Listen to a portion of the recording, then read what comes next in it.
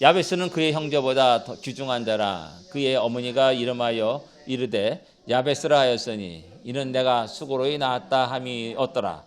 야베스가 이스라엘 하나님께 아뢰어 이르되 주께서 내게 복을 주시려거든 나의 지역을 넓히시고 주의 손으로 나를 도우사 나로 환난을 벗어나 내게 근심이 없게 하옵소서 하였더니 하나님이 그가 구하는 것을 허락하셨더라. 아멘. 역대상 4장 9절 10절입니다.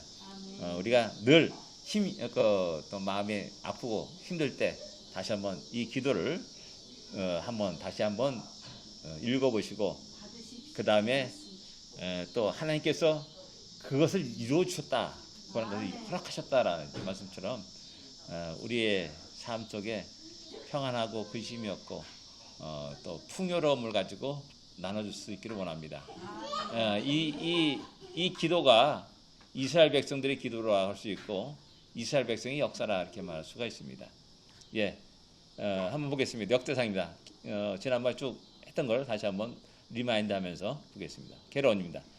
책 이름은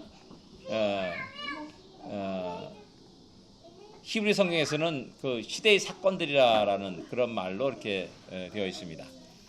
그 다음에 70인역에서는 생략한 것들이라는 의미로 이렇게 되어 있는 책이 역대기입니다. 그래서 역대기에는 다른 곳에 없는 기록들이 많이 나옵니다. 그런 면에서 이렇게 역대상하를 또 11개 역대상하, 열왕기상하, 그다음에 사무엘상하고 이렇게 비교해 보면은 극명하게 나타납니다. 그다음에 벌게티역에서는 이제 거룩한 역사의 연대기다라는 그런 이름으로 이렇게 되어 있습니다. 그래서 우리가 역대기라라고 이렇게 말하는 겁니다. 지금 우리가 그다음에 역대기는 우리는 역사서로 이렇게 얘기하고 이렇게 중간에 있지만은 유대 성경에는 제일 마지막에 나온 책이 역대기라는 겁니다. 말라기가 아니라 말라기보다 더 늦게 나오는, 말라기는 어떻게 보면 중간에 있습니다. 선지서이기 때문에. 그다음에 선지서 다음에 그다음에 성문서가 쭉 기록되어 있죠. 그래서 이제 욥기, 시편, 잠언, 전도서 뭐 이게 쭉 야가서 이게 쭉 나오고 마지막에 이제 역사서를 할 수는 에스라, 느헤미야, 그다음에 에스더, 다니엘, 역대기가 이렇게 나오게 되는 겁니다. 거기서 약간 다니엘이 앞서죠. 앞서 나오고요. 그렇게 돼서 역대기가 가장 늦게 나오는 책으로서 주님이 11장 누가복음 11장 51절에 아벨의 피로부터 사갈의 피까지라는 이 대목이 창세기부터 역대기까지 곧 구약 전체의 그 시대를 갖다가 이야기하는 것이라는 것입니다. 기록자 기록연대. 그런데 이 기록자는 보통 우리가 에스라라고 말합니다. 그 근거가 뭐냐면은 역대하의 마지막 장면하고 마지막 장면이 고레스 칙령에서 이들이 귀환하는 고레스 칙령이 나옵니다. 그것이 이제 에스라서의 시작해서 나오게 됩니다. 그래서 이것을 볼 때 아마 에스라가 기록했을 거다라고 이렇게 이야기하는 겁니다. 기록 연대는 500년대, BC 500년대 이렇게 얘기합니다. 왜냐하면은 수르바벨의 손자, 1차 귀환한 수르바벨 있지 않습니까? 그의 손자까지의 그 족보가 기록되어 있어요. 그런 거 볼 때 아마도 500년대라 이렇게 말할 수가 있는 겁니다. 열왕기 하는 여호야킨 왕이 석방되는 장면으로 마지막으로 마칩니다. 그러니까 그때는 뭐냐면 바벨론 시대를 말하는 겁니다. 근데 여기는 이제 페르시아 시대를 이야기하는 것이죠. 그런 면에서 약간 역대기가 후대에 기록된 책이다 이렇게 할 수가 있는 겁니다.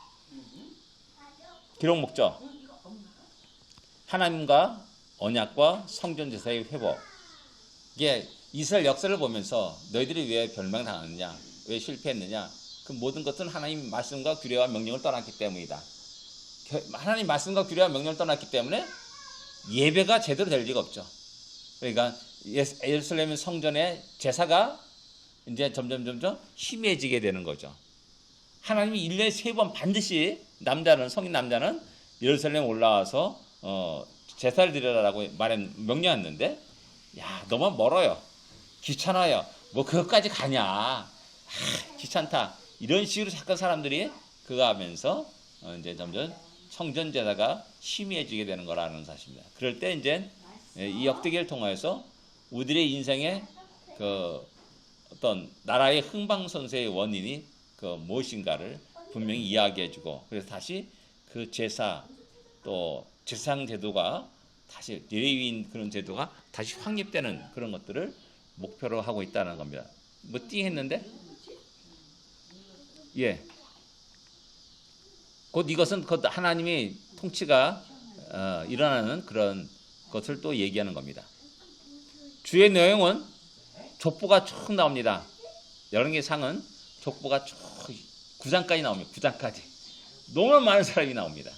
그러니까 우리가 이렇게 몰랐던 사람들, 이 사람은 계보는 어떻게 될까? 갈렙의 계보는 어떻게 되는가? 사무엘의 계보는 어떻게 되는가? 뭐 이런 것들에 대해서 우리가 한번 찾아볼 수가 있습니다. 그래서 거기에서 약간 아주 우리가 여러 가지를 알 수가 있는 그런 것이 이제 족보라 할 수 있습니다. 누구 오셨어요? 그 다음에 이제 사울의 죽음과 다윗의 이야기. 주로 이제 역대 상은 다윗의 이야기입니다. 다윗의 이야기. 다윗을 중심으로 한 이야기인데, 그 다윗의 중심으로 한 이야기 속에서 성전 건축의 준비하고 성전 제사 제도를 확립하는 그런 이제 이야기가 주를 이루고 있다라는 사실입니다. 예, 그러면서 이제 역대 상을 갖다 이렇게 보시면 좋겠습니다. 구조입니다.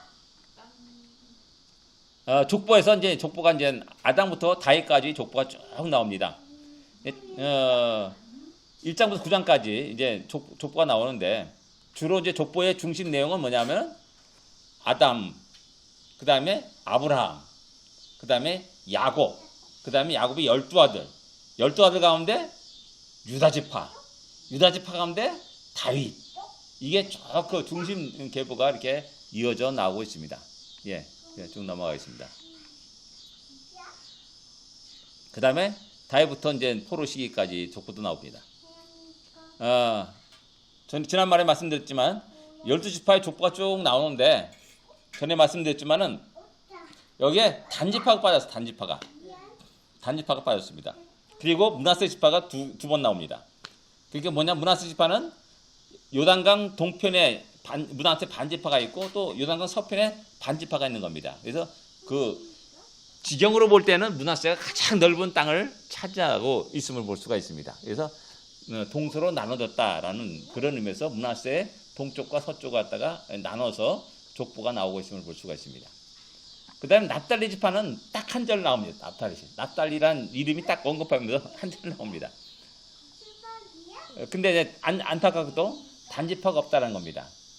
최소한도 유대인이 한다면 야곱의 12아들을 이름 갖다가 줄줄 알 겁니다. 근데 안 나와요. 또 요한계시록에도 역시 마찬가지로 단지파가 안 나옵니다. 7장인가요? 그때 거기에 나왔는데 단지파가 없습니다. 이제 전에 말씀드렸듯이 어떤 사람은 이걸 갖다가 이제 단지파에서 적글 쓰고 나온다라는 이런 식으로 이제 확대 해석하고 상상하는데, 제게는 약간 다릅니다.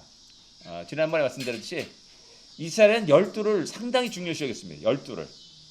그래서 이것이 완전한 연합체를 상징하는 숫자입니다. 완전한 연합체. 그래서 꼭 12를 맞추려고 합니다. 12를. 그러니까는 레위가 들어가게 되면은 누군가 하나 빠져야 되는 겁니다. 레위 지파가 들어가게 되면. 레위치가 빠지게 되면은 요셉 지파의 에브라임과 므낫세가 각각의 지파로서 12를 채우게 됩니다. 근데 보니까는 에브라임도 들어가 있고 므낫세가 들어가 있어요. 그 레위도 들어갔어요. 그러면 12가한테 뭔가 하나가 빠져야 되는 겁니다. 그럴 때 이제 거기서 이제 가장 미약한 지파라고 할 수 있는 단지파가 이렇게 빠지게 되는 것이라 이렇게 말할 수가 있습니다. 제 해석입니다. 그래서 12사도가 가룟 유다가 이제 자살해서 죽었을 때도 역시 마찬가지로 그 성령 강림 역사 이전에 1장 사도행전 1장에 새로운 사도를 뽑는 작업이 나옵니다. 있어도 그만 없어도 그만 아니에요. 11명 그냥 사도로 그냥 쭉 활동하면 되는 건데 왜 12를 채우냐는 거예요. 성령은 꼭 이 12를 채웁니다. 그럼 12진주문 뭐 계시록에 나오는 12 뭐 예루살렘 새 예루살렘 성에 12문 해가지고 거기서 또 쭉 지파 이름이 나옵니다. 네, 그런 면에서 이제 12를 상당히 그런 의미에서 성경은 굉장히 중요하게 다루는 숫자라는 겁니다. 예. 5장에서 보면 이제 중요한 것은 장자의 명분이 루벤이었지만은 루벤이 안 좋은 일로 인해서 장자의 명분이 박탈당하고 그리고 요셉에게 넘어왔다라고 이렇게 얘기하면서 요셉이 그래서 두 기업을 차지하는 겁니다. 예. 장자는 다른 것보다 배로 유산을 받습니다. 유업을 받습니다. 그런 의미에서 이제 저쪽으로 가봐. 저기 엄마한테 가요. 예. 그런 의미에서 요셉이 이거 건드리면 안 돼. 장자의 명분을 차지했다라고 분명히 알 수가 있습니다. 그래서 야곱이 요셉을 채색으로 입혔다라는 이 말씀도 어떤 사람은 그것을 갖다가 후계자를 상징하는 옷이다라고 이렇게 이야기합니다. 그래서 다른 형제들이 나이 많은 형제들이 시기할 수밖에 없었다는 사실입니다. 네, 그래서 장자의 명분이 요셉에게 갔다라는 사실을 5장 1절과 2절은 분명히 하고 있음을 알 수가 있습니다. 레위 지파 족보를 또 강조하는 그 특징이 있습니다. 상당히 길게 레위 지파 족보를 이야기합니다. 거기서 이제 사무엘은 고핫 자손, 레위의 고핫 자손의 후예다라는 사실을 또 이렇게 알 수가 있습니다. 예. 포로에서 돌아온 거민 이야기가 쭉 그다음에 9장이 나오고요. 그다음에 예루살렘에 정착한 사람들 이야기가 나옵니다.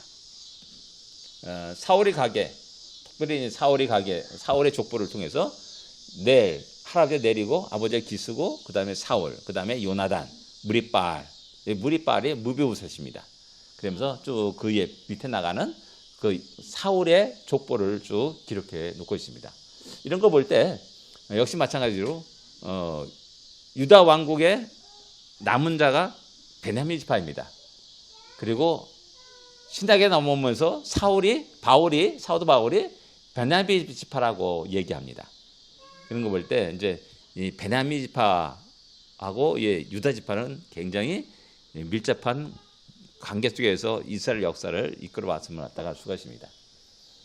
그런 면에서 보면 이제 이게 유다당과 맺은 언약, 다윗과 요나단이 맺은 언약이 그 얼마나 잘 지켜졌는지를 우리는 알 수가 있는 겁니다.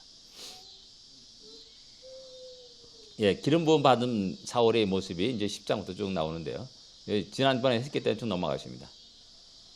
사울의 죽음은 여호와께 범죄했기 때문에 그렇다라고 그 원인을 분명히 이야기합니다. 예, 다윗이 등장하면서 예루살렘 정복의 이야기가 나옵니다.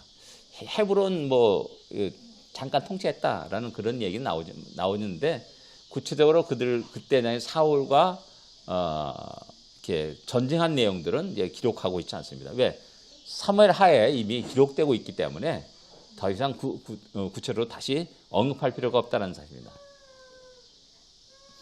그러나 이제 다윗의 용사들에 대한 얘기가 쭉 나옵니다. 이것도 역시 마찬가지로 사무엘 하를 보면 또 나오고 있음을 보게 됩니다. 다윗의 통치, 여러 통치가 있어요. 그런데 이제 중요한 것은 법계하고 성전 준비하는 것, 그리고 제사장 제도 이것을 중심으로 쭉 기록되고 있음을 볼 수가 있습니다. 법계는 두 번에 걸쳐서 이제 옮기게 됩니다. 첫 번째는 실패하죠. 그것이 이제 우사가 죽음을 당하는 그런 비극으로 나타납니다. 이때는 이제 법궤를 멋진 수레에 올려놓고 이제 옮기려고 했던 겁니다.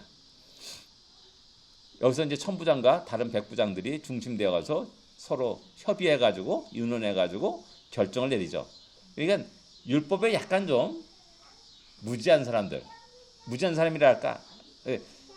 군대 장군들이 군대 조직 속에서 있는 백부장, 천부장들이 그 일을 했으니까는 이 군인들은 가장 중요한 게 뭡니까? 기동성이에요.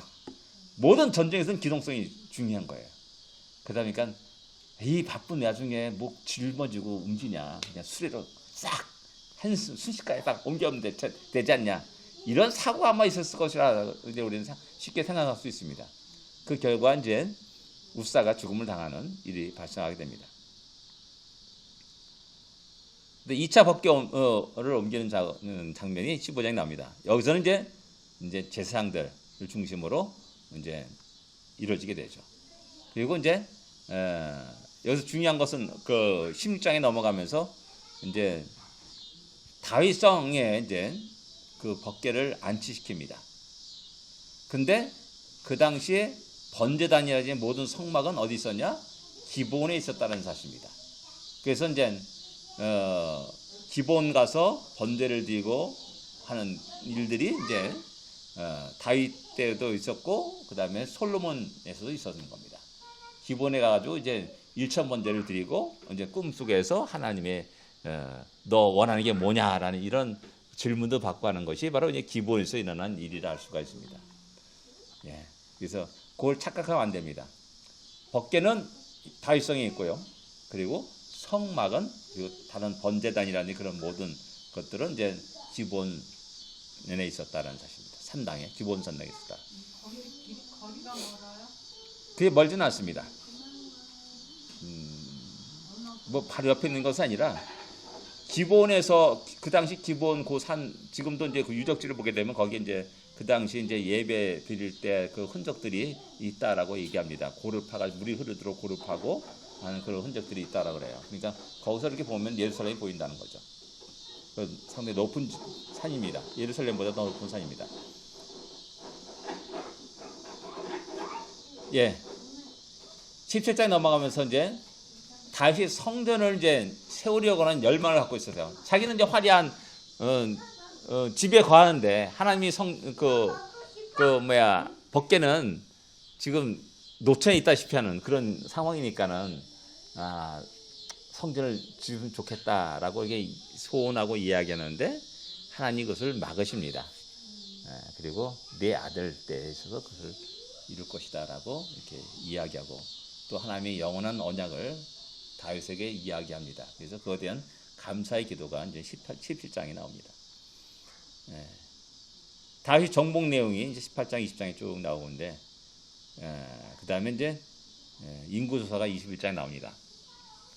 우리가 다같이 인구조사해가지고 한방 하나님이 크게 이제 야단 맞죠. 그래서 이제 거기에 이제 그 온영이 퍼져가지고 수많은 사람들이 수만 명이 죽음 7만 명인가 죽음을 당해요. 거기서 이제 베냐민 지파를 괴수하지 않았다라는 내용이 나옵니다. 어떤 사람은 이것 때문에 이 원인 때문에 그렇게 되었다라고 얘기하는 사람도 있는데 거기보다는 다윗이 이제 교만함이 이제 일어나면서 인구 조사했고 그런 과정 속에서 이제 여러 가지 실수들이 많이 나오게 되는 거죠. 그래서 이제 7만 명이 죽었다라고 이야기하면서 이 재앙은 오르란의 타작마당을 구입하면서 이게 결국 나중에 성전터가 되는 그런 일들이 이렇게 나중에 나타나게 됩니다. 여기서 또 우리가 생각할 수 있는 것은 뭐냐 하면은 왜 다윗이 실수했는데 잘못했는데 왜 7만 명이 죽어만 되는가 라는 그런 캐시마크를 이렇게 붙일 수가 있습니다. 하나님은 좀 잔인한 하나님이다. 다윗이 교만해가지고 그랬는데 다윗이 또 그것 때문에 하나님께 얘기합니다. 내 죄인은 안 돼. 왜 이 양무리를 치십니까? 라는 그런 기도를 하는 것들을 이제 또 볼 수가 있습니다. 우리가 이런 성경을 대할 때마다 우리가 상당히 퀘스천 마크를 붙일 수밖에 없습니다. 하나님은 공의로운 하나님이신가라는 이 내용을 이렇게 이야기할 수밖에 없습니다. 뎁스행기스가 또 하나 거슬러 올라가면 우리아입니다. 우리아. 그 믿음을 지켰잖아요. 어떻게 보면은 나는 내 동료들이 전장에 있는데 난 네 안에 집으로 들어가지 않겠습니다. 해가지고 밖에서 자다가 결국 교묘한 수책에 의해서 우리아가 죽임을 당하죠. 그 너무나 억울한 건 아닌가? 뭐 이런 생각을 하게 됩니다. 우리는 하나님 깊고 오묘하신 뜻을 우리는 알 수는 없습니다. 그런데 이런 계기를 통해서 성전터가 확립이 되고 또 나간다는 것. 그 다음에 어쩌면 이 시대에 다윗의 죄를 이야기하지만은 그 시대에 있는 어떤 그 나라, 그 민족 유대 민족이 이스라엘 민족의 전체적인 죄를 책망하는 것이라도 할 수가 있는 겁니다. 그런 면에서 그렇게 한번 또 생각해 볼 필요가 있는 겁니다. 예. 성전 건축을 위한 다윗의 준비. 그래서 22장에 나오는데요. 성전 건축을 위한 다윗의 준비. 다윗은 그의 모든 통치의 모든 그 가장 핵심 중심은 성전을 건축하기 위한 준비였다는 사실입니다. 여러 전쟁을 했어요. 그래서 전쟁에 승리하게 되면 다 약탈해가지고 갖고 오는 거 아닙니까? 그 모든 그 금은 보석 다 갖고 오는 거 아닙니까? 그래서 그게 다 어디로 가냐? 성전을 건축을 위한 준비로 다 들어갔다는 사실입니다. 이게 중요한 겁니다. 어떻게 보면 그가 전제하는 목적도 어떻게 보면 그럴 수가 있다 할 수가 있어요. 약간 좀 극한, 좀 과격한 표현일 수 있을지 모르지만은 그의 모든 중심은 성전 건축을 위한 모든 준비를 철저히 준비해 나가는 그런 일들이었다는 겁니다. 근데 이제 한번 보십시오. 뭐 분명히 돌이 필요하지 않습니까? 철입니다. 철을 구하게 되고 성전에 또 굉장히 중요한 게 놋입니다. 번제단은 다 놋으로 만들었죠. 이거 안 들어가니까 놋입니다. 그리고 성전의 내벽은 전부 다 백향목으로 이렇게 해결되어 했습니다. 성전의 내벽을 전부 다 백향목으로 다 이제 치장하게 되죠. 그 많은 백향목이 필요하죠. 그래서 백향목을 준비합니다. 금 10만 달란트. 이게 어느 정도 될 것 같습니까? 금 10만 달란트. 솔로몬 시대에 세입금이 금 666달란트입니다. 666입니다. 666달란트라 하고 나옵니다. 근데 10만 달란트를 모은 겁니다. 666달란트하고 비교할 수 없는 엄청난 양의 금을 모아놓은 겁니다. 왜? 성전을 건축하기 위해서. 근데 백향목이 그렇게 좋아요? 백향목이 성경에 나오는 가장 좋은 나무로 나오죠. 왜냐하면 그 당시에 그 지역에 제대로 배를 만들 수 있는 나무가 없어요. 다 그 가시나무 쭈그러 해가지고 어떻게 제목을 쓸 수 있는 나무가 오로지 백향목밖에 없었던 겁니다. 그래서 레바논의 그 백향목이 그 배를 만드는데 남부를 해가지고 점점 줄어들게 되는 그런 역사를 가지고 있고 지금도 좀 얼마 안 남은 레바논의 국기가 백향목인데 정작 거기에서는 이렇게 백향목이 흔한 나무가 이렇게 아니라는 사실입니다. 그만큼 남보를 하는 형태가 되는 겁니다. 은은 100만 달란트. 1달란트가 3점 몇 킬로예요. 헷갈리네. 그걸 한번 따져 환산해 보면 엄청난 것들을 다윗이 성전 건축을 위해서 철저히 준비했다라고 이렇게 할 수가 있는 겁니다.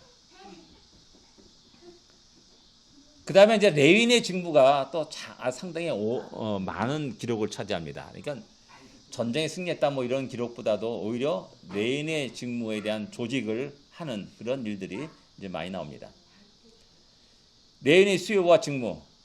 여기서 한번 수요를 보십시오. 30세 이상이 38,000명이라 이렇게 말합니다. 30세 이상이 38,000. 그러니까 공식적으로 레위인이 직무에 들어가는 나이가 30세라는 겁니다. 30세부터 50세까지입니다. 그리고 25세부터는 견습생 형태로 이렇게 일을 하게 됩니다. 그래서 30세 이상 38,000명이다 이렇게 말합니다. 이게 출애굽 때 이제 출애굽에서 시내산에서 인구 조사할 때 1개월 이상 된 남자를 쭉 계수합니다. 그때 6천 몇 명인가 그래요. 6,800명인가? 그래. 이제 그 인구가 많이 늘어나가지고 이제 30세 이상 38,000명 됐다라는 사실입니다. 그러니까 그 당시 시내산에서 어떤 한 지파, 시몬 지파가 이제 2차 지파에 22,000명이가 그래요. 그 시몬 지파보다 더 많은 사람이 되었다는 것이죠. 그 당시에는 이제 20세 이상 군대 나갈 만한 사람, 이게 명수로 됐기 때문에 그보다 상당히 많은 수로 레위인이 굉장히 증가했다는 사실을 우리는 알 수가 있습니다. 그 제사장 반열 24반열이 쭉 기록되고 있습니다. 이 제사장 24반열은 엘르아살 자손과 이다말 자손이 나눠서 번갈아 가면서 하게 되어 있습니다. 엘리아살 자손이 더 이다말 자손보다 더 배가 많습니다. 그래서 이 엘르아살 자손이 더 배로 많고 그 다음에 이다말 자손이 그 반 정도 되는 겁니다. 그래서 24반열을 정비해 나갑니다.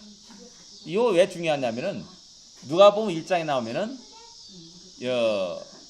요한의 세례 요한의 아버지가 이다말 아비야 반열의 제사장으로 자기가 순서가 돼가지고 그 성전에 들어가는 장면이 나옵니다. 그 기록되어 있습니다. 아비야 반열입니다. 아비야 반열. 근데 여기 24반열 쭉 이름을 보게 되면 거기에 아비야라는 이름이 나옵니다.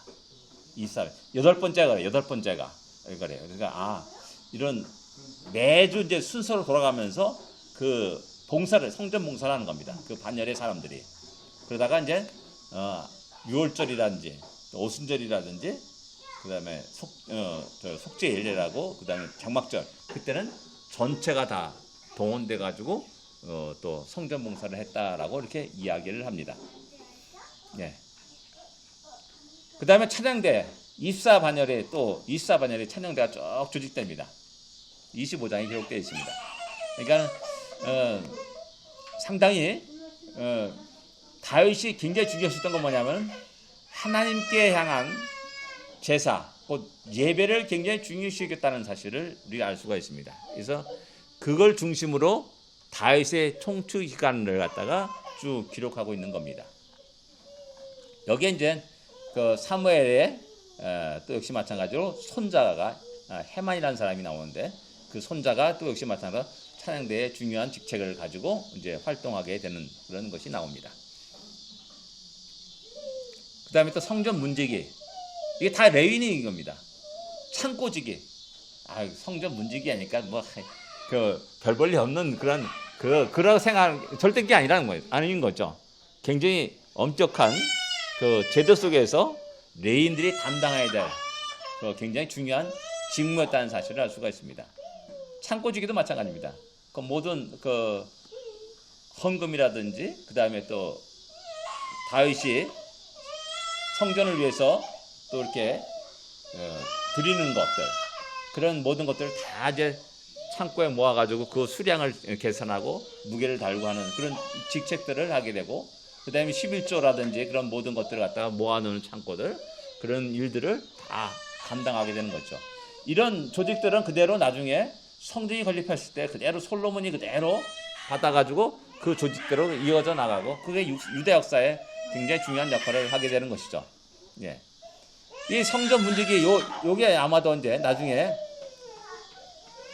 요아스의 여호야다가 아달랴의 반역으로 해서 6년 동안 통치하다가 7년째 될 때 제사장 여호야다를 중심으로 해가지고 다시 이제 아달랴를 물리칠 때 그때 이제 순번 서로 교대할 때 교대 나가는 그 사람을 나가지 못하게 하고 새로 들어온 사람들을 다시 모아가지고 이 그 사람들이 이제 그 모든 아달랴 몰아내는데 주축을 이루게 되는 겁니다. 그게 이제 아마도 이제 성전 문지기 역할이었다 이렇게 말할 수가 있는 겁니다. 가문의 우두머리와 간원들 20장에 쭉 나오고요. 이제 마지막으로 이제 다윗의 유언이 나옵니다. 성전 건축에 대한 유언을 솔로몬에게 하고 또 백성들에게 합니다. 이것이 이제 다윗의 마지막 말입니다. 솔로몬아, 이 성전 건축 굉장히 중요한 일이다라는 그런 이야기를 쭉 하게 되죠. 또 그에게 또 모든 성전에 대한 모형을 이렇게 알려주면 설계도를 알려주는 겁니다. 그 다음에 다윗의 감사와 기도, 그 다음에 그의 행적을 쭉 29장에 쭉 기록하고 있습니다. 그 다음에 이제 마지막으로 솔로몬이 다윗이 죽고 이제 솔로몬이 등극하는 왕위에 오르는 그런 작업을 29장 하면서 마지막 장식하면서 역대상은 마감하게 됩니다. 여기서 이제 우리가 알 수 있는 것은 뭐냐면은 생략된 기록들을 볼 수가 있습니다. 그러니까 우리가 좀 잘 아는 기록들. 근데 역대기에는 빠져요. 빠진 게 있어요. 대표적인 게 이제 다윗과 밧세바의 사건입니다. 역대기에는 다윗과 밧세바의 사건이 기록되지 않습니다. 왜? 사무엘 하에 자세하게 기록되어 있지 않습니까? 다시 이제 이렇게 언급할 필요가 없다라고 이렇게 생각했을 수 있습니다. 그 다음에 이제 다윗과 사울의 갈등, 사울이 죽음 이후에 갈등이 기록되어 있지 않습니다. 그렇죠? 전혀 기록되지 않고 족보 다음에 그냥 툭 넘어가죠. 다시 툭 뛰어 넘어갑니다. 그리고 이제 여러 가지 이제 조직들 그런 내용이 쭉 나옵니다. 그 다음에 사무엘 이야기가 안 나옵니다. 사무엘 이야기뿐만 아니라 사사 시대의 기록이 거의 없습니다. 그죠? 족보 나오고 툭 뛰어가지고 다시 넘어간 겁니다. 사사 시대도 있을 텐데 없습니다. 빠져버렸습니다. 왜? 사사기 보면 잘 나왔거든요. 이런 기록들이 생략된 기록들이 있습니다. 사사기도 안 나오고 사사 그 시대 그 이야기도 안 나옵니다. 족보를 통해 중요한 사람들의 계보를 이렇게 알 수가 있습니다. 그게 뭐냐, 우리가 갈렙이라는 사람 있잖아. 갈렙, 여분네 아들 갈렙이 나오는데 이 족보에서 드디어 갈렙의 계보를 찾아 거슬러 올라갈 수가 있는 겁니다. 계보를. 근데 역대기에 이제 계보를 보게, 갈렙의 계보를 보게 되면은 분명히 이 사람은 유다 지파 사람이라고 이렇게 우리는 알고 있지 않습니까? 근데 이제 우리는 유다의 자손 가운데 쭉 나온 것이 아니라 유다 지파에 이게 합류한 사람, 이방이라 할 수 있을까요? 그나스 족속이라고 하는데 그 사람들이 유다 지파에 이제 합류돼 가지고 유다 지파로 소속돼 가지고 나온 사람이 이제 갈렙이라는 사실을 이렇게 알 수가 있습니다.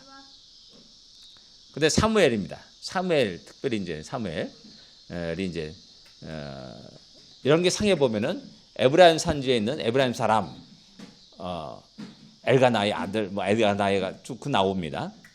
그래서 잘못하면 사무엘을 갖다가 에브라임 지파 사람으로 착각한 사람이 의외로 많아요.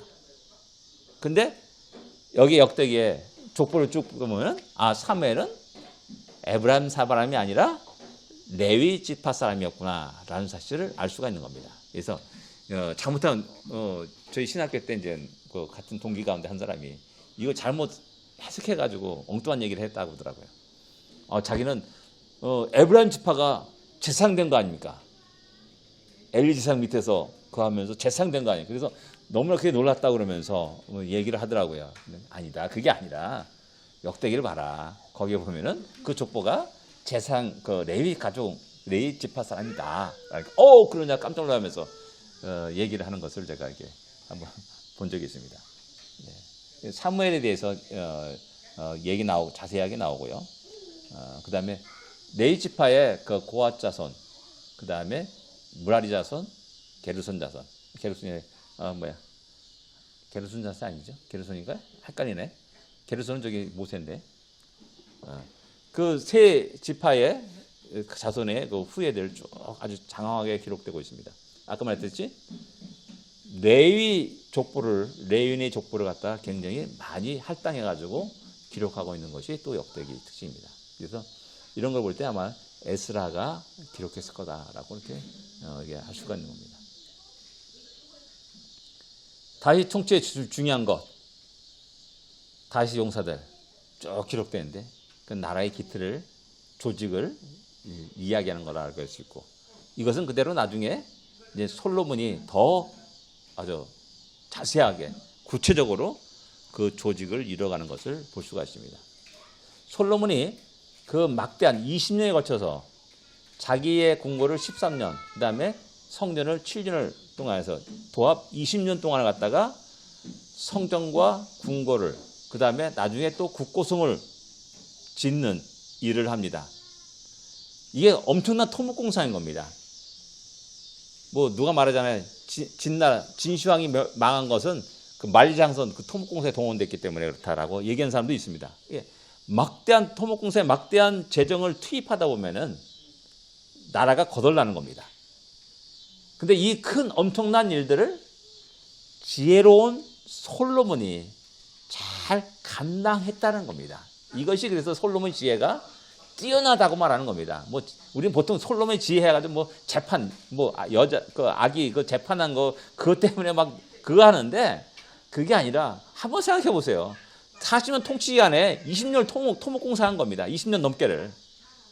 그 엄청난 토목공사를 하면서 그 일을 감당했다는 거. 그것은 보통 사람은 할 수 없는 겁니다. 그만큼 그 지혜가 뛰어났다는 사실을 얘기하는 겁니다. 예루살렘 정복이 굉장히 중요한 거죠. 그것이 이제 지금도 이스라엘 나라의 수도로 돼가지고 그 지금까지 존속하게 된 겁니다. 법궤를 옮기고 또 성전 건축을 위한 준비, 그 다음에 레위인들과 제사장을 조직해 나간 것. 이것이 다윗 통치의 중요한 것으로 역대기는 기록하고 있습니다. 중요한 게 뭡니까? 레위인 역할이에요. 레위인과 제사장 역할이에요.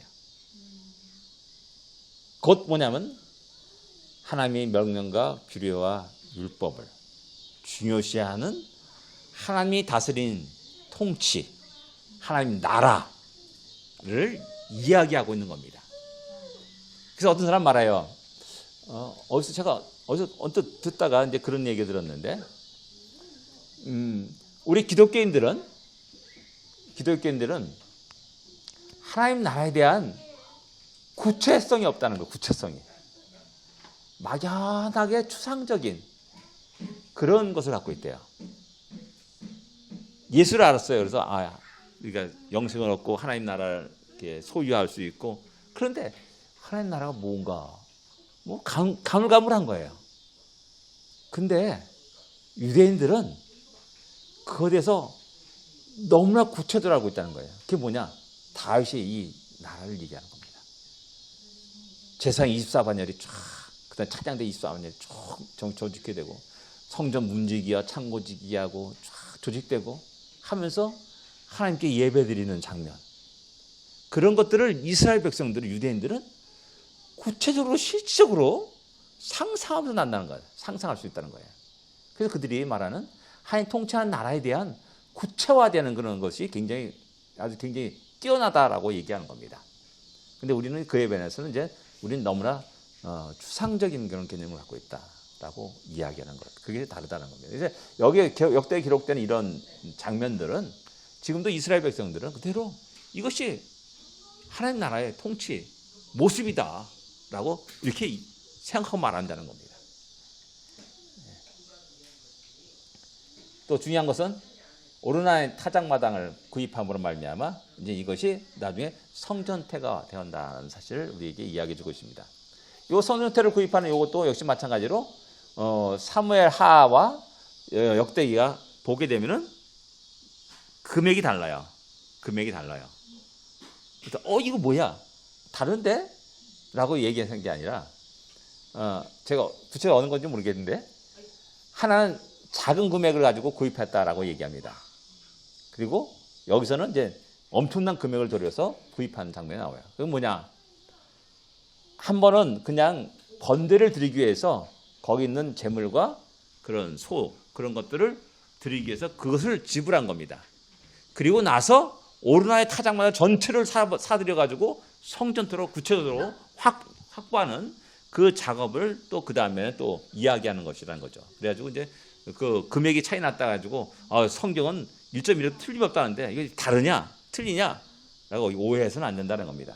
그런 의미에서 이제 성전토를 구입한 내용을 갖다가 이렇게 금액을 갖다가 달리 금액하고 또 이야기하고 있다는 사실을 우리는 알 수가 있습니다.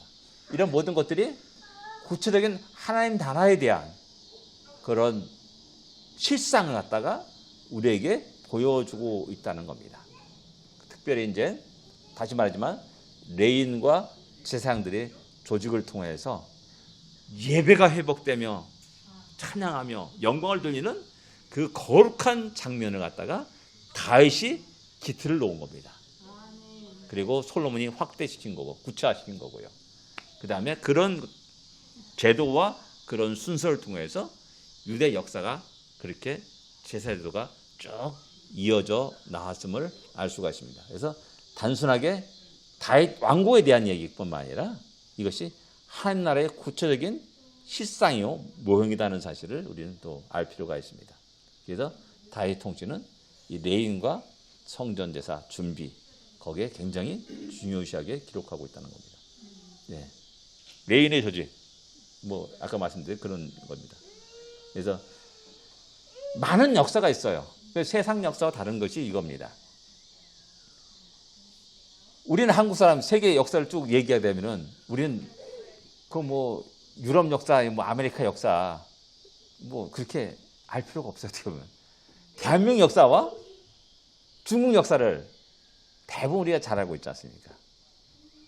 왜? 한국 사람 입장에서 그것이 우리의 삶의 실질적인 영향력이에요. 일본 역사는 거의 몰라요. 일본 역사 거의 모르는데 중국 역사는 우리가 아주 민감하게 이게 잘 알고 있습니다. 삼국지를 통해서도 얘기하고 뭐 너무나 재밌게 이야기 되잖아요. 그럼 마찬가지로 하나님이 다윗의 통치 기간 수많은 사건들의 역사가 있고 전쟁이 있었는데 다 빼버리고 이 역사를 이 사건을 중요시하게 기록되고 있다는 그 사실 앞에서 이것이 이제 성경이 하나님이 우리에게 말하고자 하는 것이 무엇인지를 이야기하는 거고 우리의 인생 속에서 가장 중요시할 것이 무엇인지를 이야기하는 겁니다. 다윗의 역사 속에서 전쟁에 승리한 역사 꽉 장황하게 한 10장, 20장을 쫙 기록하는 것이 아니라 하나님과 관계된 그 역사. 하나님은 우리 인생도 그렇게 기록한다는 겁니다. 그렇게 기억하고 온다는 거예요. 열심히 돈 벌어가지고 땀을 돈 벌어 재벌을 이루었다. 그 역사는 다 빼버리고 너가 하나님께 얼마나 하는가, 몇 번 나왔는가, 너 하나님 얼마나 섬겼는가, 하나님께서 일하는 것이 무엇인가, 거기에 초점을 맞추고 하나님 보고 계신다는 겁니다. 그러고 볼 때 우리가 우리의 삶이 어떻게 되어 있는가 갖다가 그대로 보여주는 역대기라 할 수가 있는 겁니다. 예, 오늘 여기까지입니다. 예, 질문 없죠? 예.